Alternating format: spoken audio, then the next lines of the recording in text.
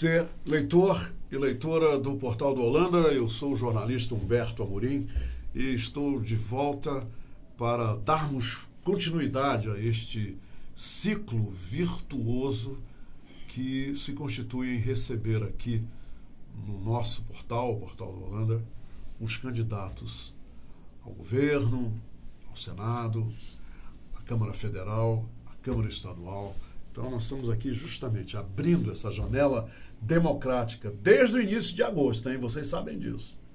Muitos passaram por aqui, quase todos passaram por aqui, e eu só faço para vocês um lembrete, que se faz necessário. Isso aqui é uma oportunidade única que nós temos para, através do conhecimento que vamos receber, das propostas, das ideias, de tudo aquilo que o candidato vem aqui expor para a gente, é através disso que a gente pode, com tranquilidade, ir dormir na noite do dia 7 com a consciência tranquila. Eu acho que isso é o grande motivo, é o grande objetivo dessa entrevista. É para que você possa fazer a coisa certa, escolhendo aquele que, através do seu julgamento, por causa das propostas, você escolheu o certo. Porque essa bagunça que está aí agora, todo mundo reclamando de quem está onde está, isso tem que acabar. E só eu e você podemos acabar com isso. Então não vai embora não, porque eu vou entrevistar o candidato a deputado federal pelo Partido da República, o PR, o meu amigo, de tempão que eu sou amigo dele, do pai dele, da mãe dele e tudo mais, Marcelo Ramos. Não vai embora não, porque nós não vamos para lugar nenhum daqui, não. Ficar quietinho aqui, esperando a volta do nosso intervalo. Tchau. Já vai.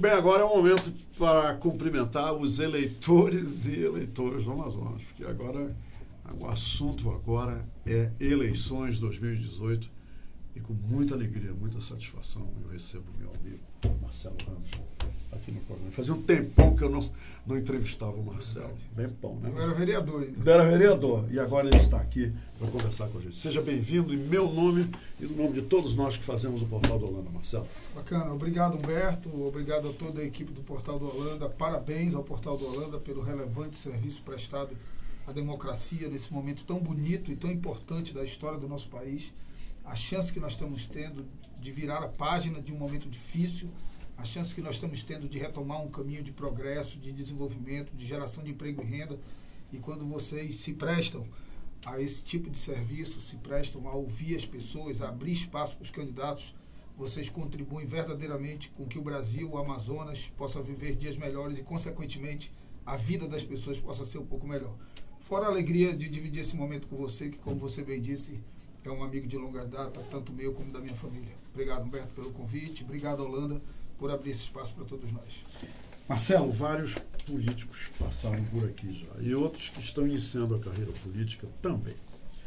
E é interessante, eu pensei algumas coisas que eles falaram, e eu gostaria de iniciar essa entrevista ouvindo a sua tradução daquilo que eles falaram. Uns disseram que os políticos estão nus e sem pudores. O outro falou que a representatividade está em falência, representatividade política. Um outro abordou com detalhes essa onda de violência que toma conta de Manaus e que faz com que nós estejamos vivendo atualmente em Manaus com medo e inseguros. O outro falou no caos social que existe em Manaus hoje devido ao desemprego, essas questões todas causadas pela falta de renda. E também outro que falou na pane dos serviços públicos. E um outro que falou da folha corrida de alguns representantes do povo, que é de estarrecer. o seu comentário sobre esses assuntos. Humberto, primeiro, não há como negar que nós vivemos um momento triste da vida política do nosso país. Agora, ao mesmo tempo que isso demonstra um cenário que parece de caos, ele nos dá a chance de separar o joio do trigo. Porque esse momento da vida do país também está mostrando que tem muita gente boa. Também está mostrando que tem muita gente que não se misturou nesse mar de lamas que a política se envolveu nos últimos tempos.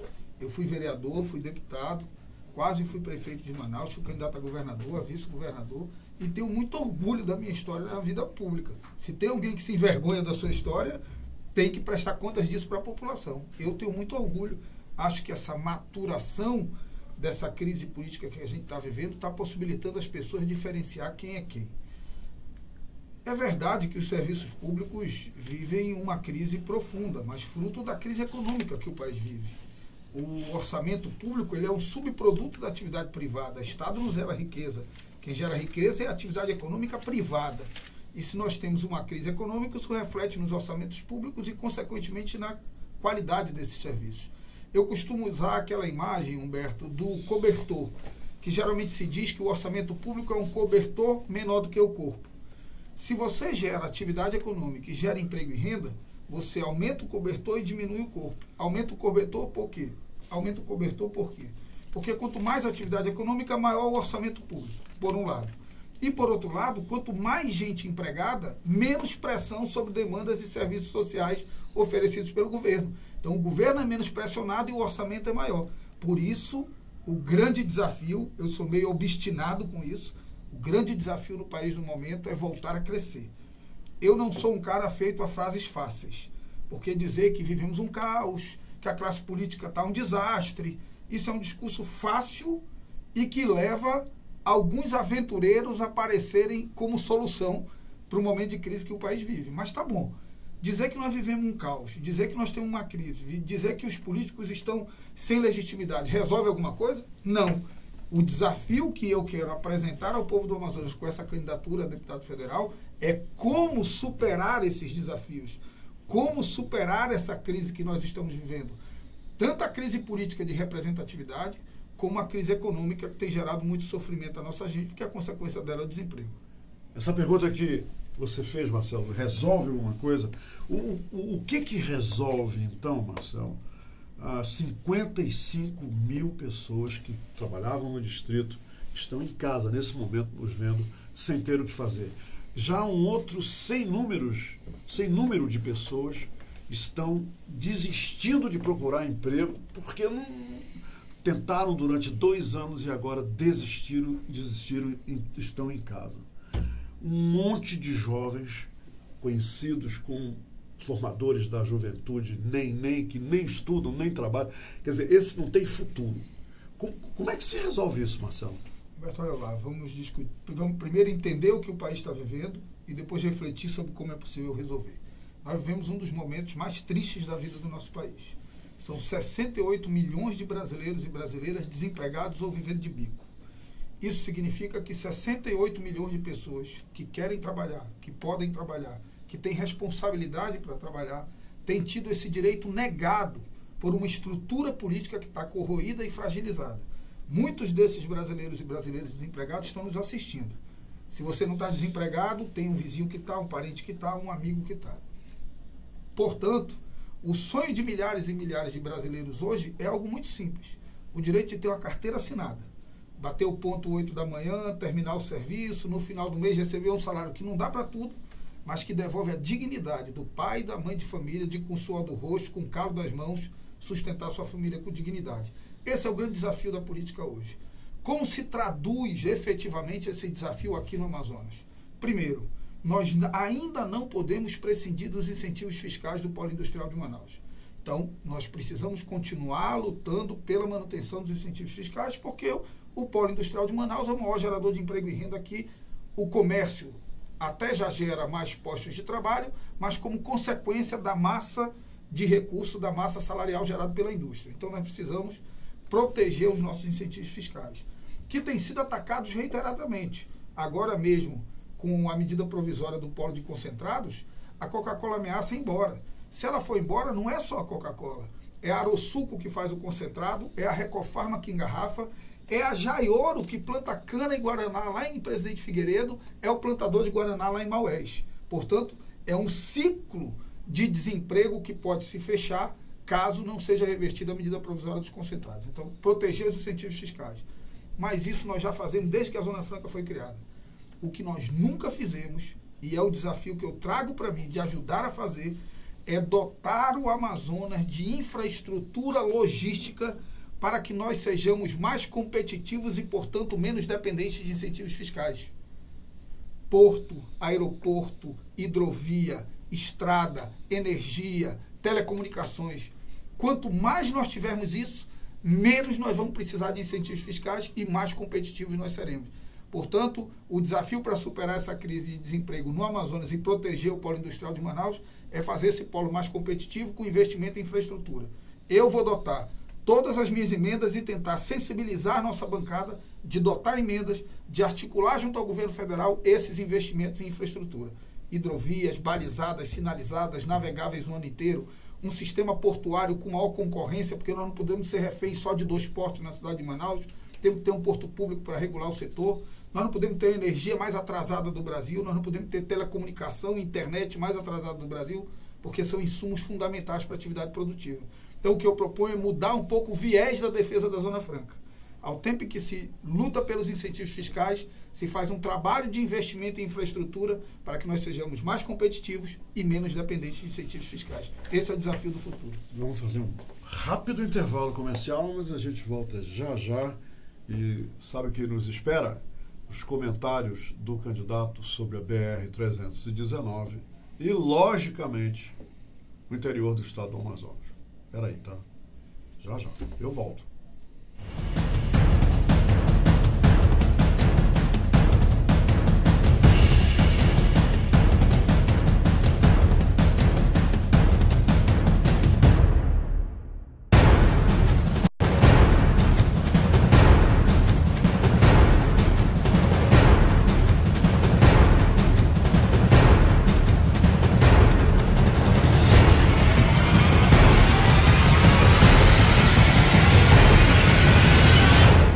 Muito bem, nós estamos de volta para continuar entrevistando o Marcelo Ramos, candidato a deputado federal pelo PR, e que está abordando aqui as várias propostas que ele tem a oferecer aos eleitores do estado do Amazonas.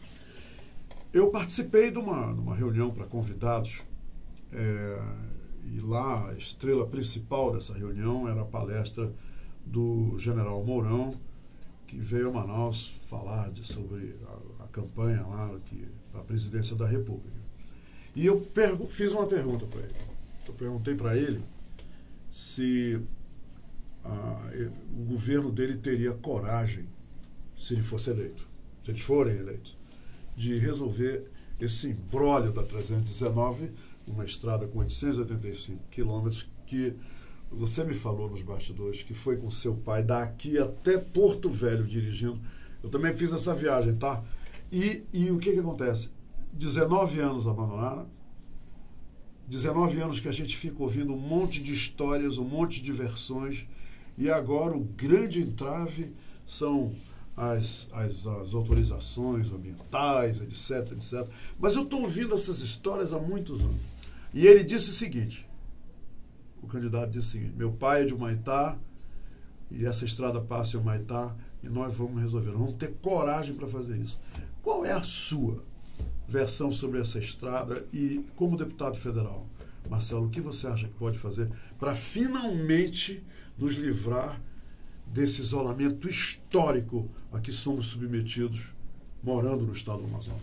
Humberto, eu fiz essa viagem no início dos anos 80 com meu pai para visitar o teu irmão, Silvio Amorim, lá em Porto Velho. História muito bacana. Uma viagem num Passat verde que meu pai tinha, e nós fomos até lá. Eu tenho uma foto com o Silvinho, que hoje é procurador da República, teu sobrinho. Então é engraçado, foi bacana, a última vez que eu fiz esse trajeto inteiro. Mas eu acho que algumas verdades são absolutas, mas a política não permite que elas se consolidem. A BR tem mais de 400 quilômetros asfaltadas, daqui do início e do fim. Das duas pontas. Das duas pontas.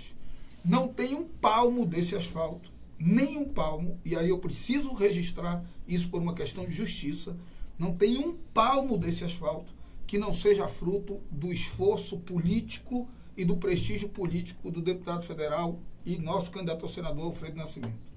Nós precisamos fazer justiça com o que é justo. Todo o asfalto que tem lá foi fruto do esforço dele. O miolo da BR, os 400 quilômetros, não tem licença ambiental para recuperar. Ainda assim, nunca virou floresta de novo, porque todo ano o Alfredo coloca recursos lá para fazer a manutenção. E no verão, como agora, ela é perfeitamente trafegável. O que não pode é nós vivermos num país em que meia dúzia de ambientalistas são capazes de impedir o interesse de milhares de amazonenses, de milhares de brasileiros.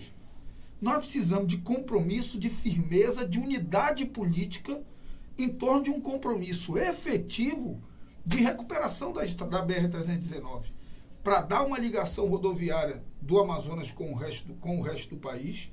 Eu tive em Humaitá. Humaitá, em 10 anos, será o segundo município mais importante do Amazonas, do ponto de vista econômico. For recuperada. Mas para ele está recuperada, porque o Humaitá já é ligado com o resto do país. Numa outra ponta. De Humaitá para lá é uma maravilha. Tem uma ponte construída com recursos de articulação do Alfredo de 1 quilômetro sobre o Rio Madeira, que, por sinal, o general precisa dar uma volta no Amazonas, porque ele disse que o Rio Madeira é um rio muito sinuoso. O Rio Madeira é um dos rios mais retos do país. Sinuoso é o Juruá. Então, nós temos uma saída hidroviária. Os rios são as nossas estradas naturais, precisam ser balizados, sinalizados. A dragagem do Madeira é necessária para que ele seja navegável o ano inteiro, mas a ligação rodoviária é, primeiro, um instrumento de integração nacional, o direito do amazonense ter uma ligação rodoviária com o resto do Brasil. E ela é fundamental também para alguns processos produtivos no polo industrial de just in time, processos que têm menos armazenamento, que precisam de rotatividade maior dos produtos e, portanto, precisam de maior velocidade. Nós não vamos acabar com o nosso principal modal, continuará sendo o hidroviário, mas para alguns processos produtivos a BR-319 é fundamental. Nós precisamos de unidade política, unidade do povo do Amazonas, dos políticos do Amazonas, dos governantes do Amazonas, para pressionar o governo federal e fazer entender que nós não podemos viver num país em que meia dúzia de ambientalistas contrariam o interesse de milhares de amazonenses. Então a BR-319 é uma obra fundamental para o desenvolvimento do nosso estado e para a consolidação do Amazonas, até como um corredor desse boom de produção de grãos lá de Roraima, que já sai hoje pela M10 usando o porto de Itacoatiara, mas que pode sair uma parte também pela BR-319. Candidato Marcelo, a impressão que todo mundo deixou para mim aqui, esse pessoal que já esteve aqui, nossos convidados, é que quando se fala do interior do estado, a palavra abandono é sinônimo de interior do estado. Eu gostaria de saber que propostas você tem para que, num breve futuro, a gente não relacione tanto o interior do estado, como foi relacionado aqui, de abandono. Quer dizer, e esse abandono, eu ouço isso há um tempão. É isso que eu digo do discurso fácil. Vim aqui falar que o interior está abandonado, nós estamos ouvindo isso, desde que eu faço política eu estou ouvindo isso. Tá bom, qual é o caminho para tirar o interior do abandono? E aí nós temos que ter clareza. Você considera o interior abandonado, então, também? É triste a situação do interior, não tem atividade econômica própria, vive única e exclusivamente dependente do FPM e do repasse de ICMS. Quem não é funcionário público ou tem um comércio está passando fome no interior do estado. Só que você não desenvolve atividade econômica sem algumas coisas básicas, sem porto, sem aeroporto, sem energia e sem telecomunicação, telefonia e internet. Tudo que não tem no interior do estado do Amazonas. Nós já temos 47 portos, já demos um passo inicial. Nós precisamos recuperar os aeroportos do interior, nós precisamos garantir energia abundante e barata que suporte uma atividade econômica produtiva e precisamos ter telefonia e internet, porque ninguém faz uma venda em cartão de crédito sem internet. Então, dotar o interior de uma infraestrutura é o passo inicial. O problema é que todo o dinheiro que vai para o interior ou é para festa ou é para asfalto. Quando o interior precisa de atividade econômica para o cara trabalhar, para do suor do rosto dele, do calo das mãos, desenvolver uma atividade produtiva. Eu conheço Apuí e conheço Novo Aripuanã. Tem uma estrada entre Apuí e Novo Aripuanã, está fechada no mato. Se recuperar essa estrada e der uma melhorada no porto de Novo Aripuanã, que é uma cidade muito pobre, apesar de ter a frente da cidade mais bonita do Amazonas, vira um entreposto de Apuí e passa a gerar atividade econômica. Desafio, primeiro, zoneamento ecológico e econômico. Qual é a vocação de cada calha de rio e de cada município? Segundo, dotar de infraestrutura para atividade produtiva. O cara diz, vamos ampliar a Zona Franca para Manacapuru. Legal, quem é que vai produzir em Manacapuru? Se uma indústria se instalar lá, falta energia na cidade inteira, porque não tem energia suficiente. Vamos instalar em Quari, você pousa em Quari, não tem internet. Portanto, o meu desafio na Câmara dos Deputados, no que diz respeito ao interior do Estado, será garantir recursos e dotar o interior de infraestrutura para atividade produtiva. Porto onde ainda não tem porto, aeroporto onde precisa ter aeroporto, estrada onde é possível ter estrada, hidrovia onde é possível ter hidrovia, energia e internet e telecomunicação. Sem isso, esquece. Vai viver de quê? Vai produzir o quê? Mesmo a atividade no setor primário, se você não tem essa infraestrutura, você não consegue agregar valor nela. Aí o cara planta o açaí num lugar e tem que mandar para Manaus para beneficiar e exportar, quando você poderia agregar valor lá no próprio município. Esse é o desafio do futuro, o desafio de gerar emprego e renda.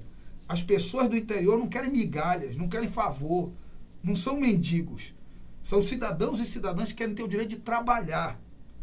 Agora, para que eles possam trabalhar, o Estado brasileiro precisa enxergar o interior do Estado do Amazonas. O Brasil vai entender, porque eu vou ajudar o Brasil a entender. O Brasil vai entender que o interior do Amazonas também é Brasil. Porque o cara quer pagar o mesmo valor da merenda escolar lá em Atalaia do Norte do que ele paga em São Paulo ou em Brasília. Isso não é sério. A nossa logística é muito complicado, aqui tudo é muito difícil. O cidadão vai construir um porto lá em Vila, ele tem que levar uma parte de balsa, a outra parte ele tem que colocar dentro daqueles canoões, daquelas baleeiras grandes, porque senão com rabetão, senão não chega. Então, aqui é tudo muito mais complicado. Agora nós precisamos ter sensibilidade para entender isso e compromisso de que o interior precisa é infraestrutura para desenvolver a atividade econômica. Marcelo Ramos, você tem 2 minutos para dizer aos eleitores e eleitoras do Estado do Amazonas por que quer ser deputado federal. Eu quero ser deputado federal, meu amigo e minha amiga, para ajudar o Amazonas e o Brasil a sair desse momento de paralisia, para a gente retomar um caminho de progresso, de prosperidade, e o caminho de progresso e de prosperidade sustentável, que passa necessariamente por uma educação inclusiva, que possibilite que o estudante já saia do ensino médio com uma formação técnica identificada com a região onde ele mora, que possa ampliar os espaços da Universidade do Estado do Amazonas para que mais gente possa ter um curso superior e desenvolver expertise dentro de cada município e, acima de tudo, um foco muito obstinado na geração de emprego e renda, com dotação de infraestrutura para a nossa atividade produtiva em Manaus, fazendo o nosso polo industrial de Manaus mais competitivo e menos dependente de incentivo fiscal, e no interior do Estado, dotando de infraestrutura mínima para que você possa agregar valor àquele homem que trabalha com pesca, aquele homem que trabalha com o setor primário, com a agricultura. Nós não podemos viver a realidade de hoje do nosso peixe ser levado para a Colômbia e a Colômbia virar a maior exportadora de peixe do mundo, porque não tem um frigorífico para armazenar peixe no Brasil e o colombiano compra pelo câmbio que ele bem entende, pelo preço que ele bem entende, porque se o pescador brasileiro não vender, vai perder o peixe todo. É essa a realidade que nós podemos transformar. Eu não sou um vendedor de ilusões, Humberto. Eu não acho que o simples fato de eu ser deputado federal vai mudar isso num passe de mágica.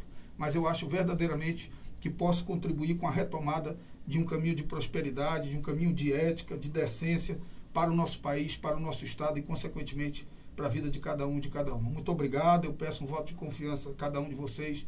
Marcelo Ramos, 2222. Leve o meu abraço para sua mãe, para seus irmãos. E muito obrigado, minha amiga. Bacana. E muito obrigado pela entrevista. Minha heroína. Devo tudo na minha vida a ela. Eu sei disso. Absolutamente tudo. Eu sei disso. E terminando, eu quero que você prove. Bacana.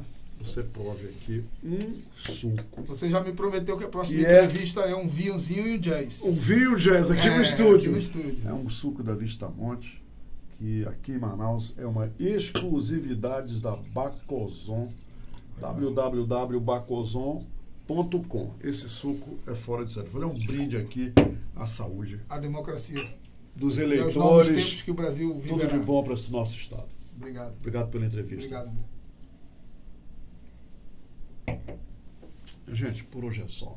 Olha, com esse gostinho de suco de uva integral da Vista Montes. Não existe. Ei, uma última coisa. Não venda, não troque o seu voto por nada. Porque se você fizer isso, você está trocando a sua dignidade dos seus familiares, dos seus vizinhos, de todo mundo no estado do Amazonas. E outra coisa, quem vende voto, quem troca voto, é um idiota, é um eleitor idiota. Obrigado pela companhia.